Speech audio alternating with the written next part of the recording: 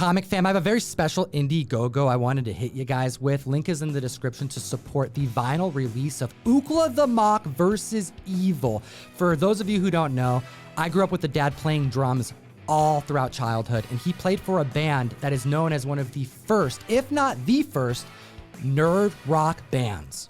Now, although this is not an album that he himself plays drums on, once you're a member of the band, you are always part of the band. And this album was fantastic.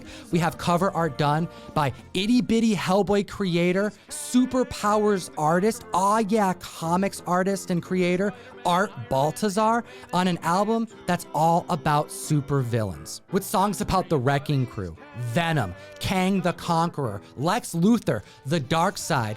You kind of get an idea about how I grew up as well and why I'm so into comic books, because this is the kind of music they've been making for over 25 years. I appreciate the comic fam, and it would mean a lot to me for you to check this album out, back the Indiegogo, but at the very least, go on Spotify and check out Ookla the Mock. And if you want to hear some songs that my dad played drums on and vocals, check out their first two albums, Less Than Art and Super Secret. Link in the description to support the Indiegogo. Big congratulations to last week's winners. Welcome to the Hot 10 runners-up.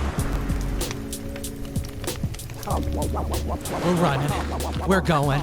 We got comics to talk about. Hit the like, slap the subscribe button. Jam, hit him with number 10.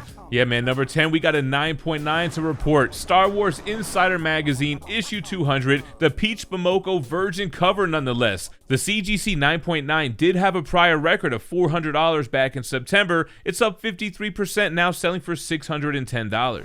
We have Grogu, we have the Mandalorian on the cover. The main reason why this book was on Spec Radar just over a year ago, because this character hasn't made his official appearance in Star Wars Marvel Comics canon yet. Well, the 9.9 made all the difference. This comic in raw grade goes for just over $35.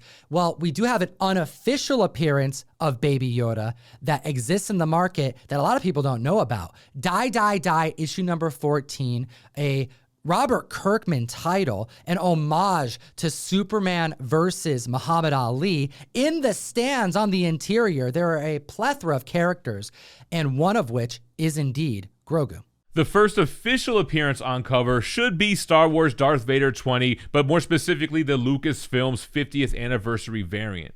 That book's not out yet, but it's already selling for a premium at pre-sale. People want Grogu, especially official Star Wars canon. We have at the list at number 9, Moon Knight number 7, the 1 in 25 Declan Shelby variant. This has $60 average raw sales, but we have a 9.8 that shot up in price, last selling back in 2015 for $32, demonstrating just how much Moon Knight hype there truly is, an increase of 838% since that last sale, all new high of 300.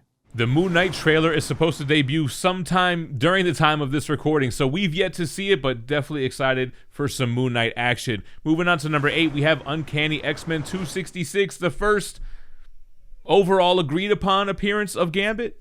And we have a Mark Jewelers to chat about. A 7.5 going for $215 back in 2020 is up 195% this week, selling for over a $400 increase, landing at $635 this week. Gem, that interior ad is causing collectibles to spike like no other in this community. Anything you could do to lower the print run of a key issue is going to make it valuable, whether it's a Mark Jewelers insert or a newsstand edition.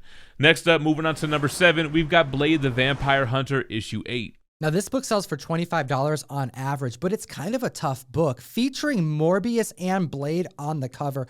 Both characters that members are so excited. They've been waiting for so long to see a reprisal of Blade and to see Jared Leto take on Morbius, the living vampire. Well, we have a 9.8 of this comic, and I've owned it multiple times, but never above a VF.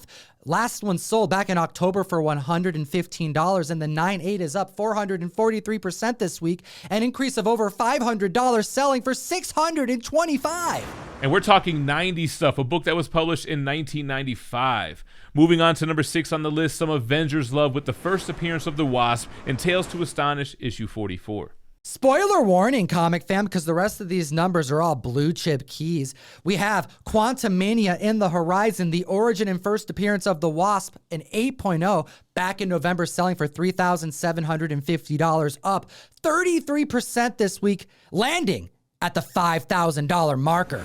It's nice to see the Wasp getting some love on this list, as her and Ant-Man were left out of the original Avengers movies, but with Ant-Man and Wasp 3 coming, with Kang coming, it makes sense that we're going to see these keys start to bubble. Midway through the list, number 5, Strange Tales 110, the first appearance of one Doctor Strange. So, Jem, we chatted about some blue chip books as we went from 2020 to 2021. We mentioned Daredevil. We mentioned even some DC keys that have blown up that we thought was undervalued at the time.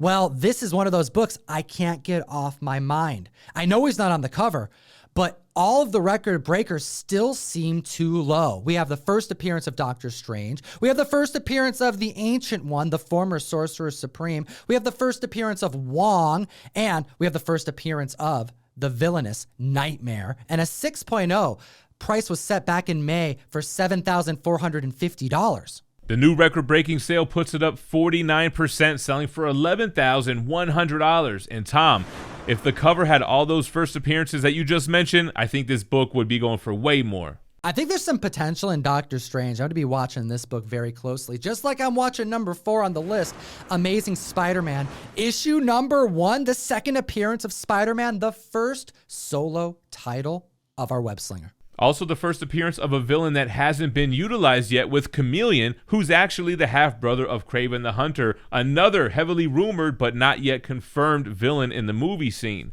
We have a 5.5 that sold for $22,100 back in March, up now 30%, selling for $28,800. Speaking of a book I just foreshadowed, Daredevil number 1, the first appearance of Yellow Daredevil, Foggy Nelson, and Karen Page. A book that is undervalued no more, a CGC 9.0 sold for $28,800 back in September. This new record-breaking sale puts it up 25%, now selling for $36K.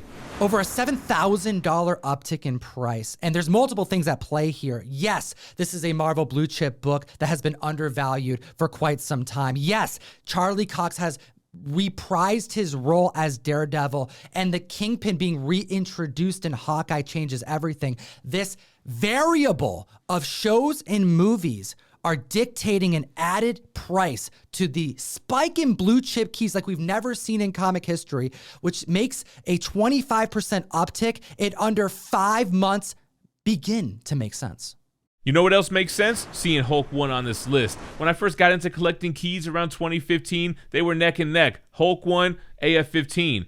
AF-15 shot through the stratosphere, showing what Hulk could potentially do. A CGC 4.5 sold for $15,977 back in 2020, and it's up 140%, selling for $38,400. Over $20,000 increase. Comic fam, let me know what you think about this record breaker in the comment section below. Shout out Disc Heroes, John and family over in Portland. They have an amazing shop, and they donated this 9/8 Dark Knight's Death Metal first appearance of the Robin King. Comment, like, and subscribe. It'll enter you to win it. And number 1 on our list is the first Marvel family, Fantastic Four, issue number 1. That's right, you called it. This list was dominated by Marvel blue chip keys. These books still have potential. We're getting rumors, but we have no official casting announcements. We have no idea how the Fantastic Four is going to be introduced and where the movies are going to go. So there's still meat on that bone there, as you can see with this 6.5. It sold for $36K in January of 2021, and it's up 117%, now selling for $78,000. An increase of 42 grand. Comic fam, hit the like, slap the subscribe, and as always, Keep responsibly and stay minty fresh.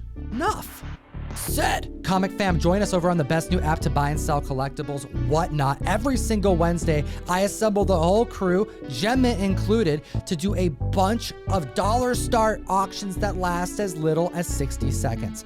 We have 2 other videos for you to check out, and I hope you have a great week.